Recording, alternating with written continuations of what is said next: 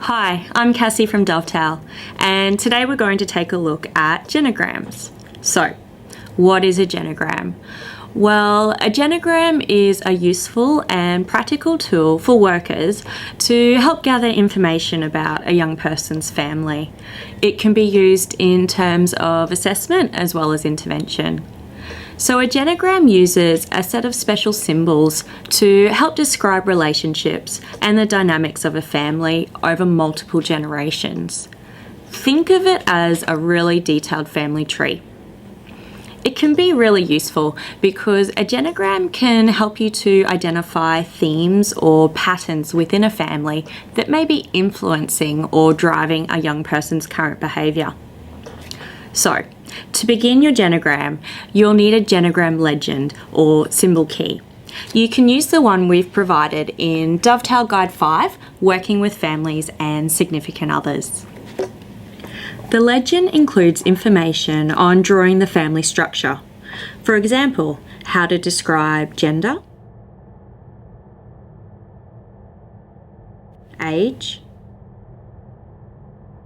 marriages and intimate relationships,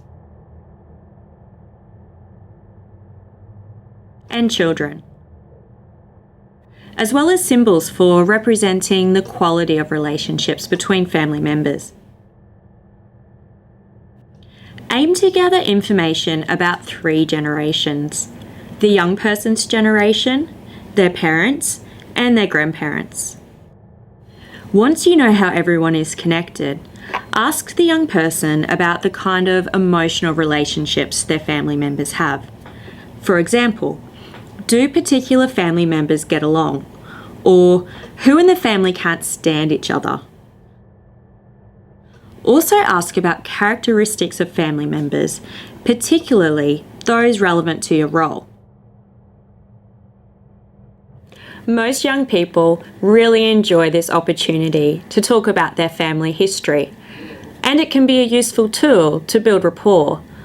However, be mindful that some young people may find seeing a picture of the state of their family relationships confronting, especially if the majority of those relationships are conflictual or distant. So use this tool sensitively. Now, let's go through an example together. Darren is 21 years old and has come to your service for help to quit smoking cannabis. During your conversation with Darren, you discuss his family. Darren tells you that his parents divorced when he was 2 years of age, and he lives with his mum Janice. She's 42. He informs you that his parents split because his mum had a drinking problem. However, she gave up drinking after the divorce so she could be a better mum. Darren tells you that his mum has had problems most of her life because she was sexually abused by her father and because her mother had a problem with alcohol. His grandmother divorced his grandfather when she found out about the abuse. She remarried some years later. Darren said that he's never met his grandfather, but he knows that he's passed away. Darren tells you that his mother is much happier now and she has a new partner, a woman named Kathy.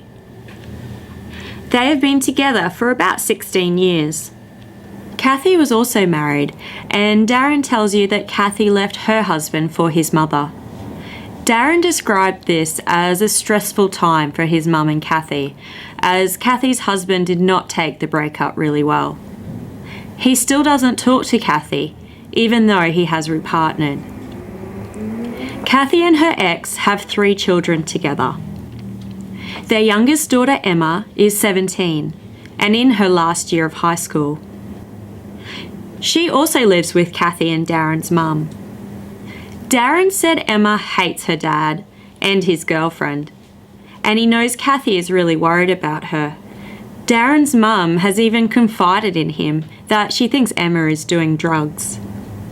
Kathy's other daughter has a drug problem, so this only adds to Kathy's fears. Darren tells you that Kathy's eldest is about 24 and he just got married because his partner fell pregnant. He thinks she is probably due to give birth really soon. Darren tells you that his dad, Pete, is 45 and says he got remarried about a year after he divorced his mum. Darren has two half-sisters, Chloe, 18, and Becky, 16. Darren describes his relationship with his sister Becky as really close and said she is one of the main reasons he wants to quit smoking pot. Becky lives with his dad and stepmom, and she's also in her last year of high school. Darren tells you that he doesn't see his other sister Chloe very often and said that they never really clicked growing up. He said Chloe moved interstate last year with her boyfriend. You ask Darren about his dad's family, and he tells you that his dad had one older brother who died in a car accident. Darren says that his dad's father has passed away. His paternal grandmother just moved into a nursing home. As you can see by looking at the genogram, you can fit a lot of information into one picture. Thanks for watching this video about genograms, and we hope it will be useful in your practice. Bye for now.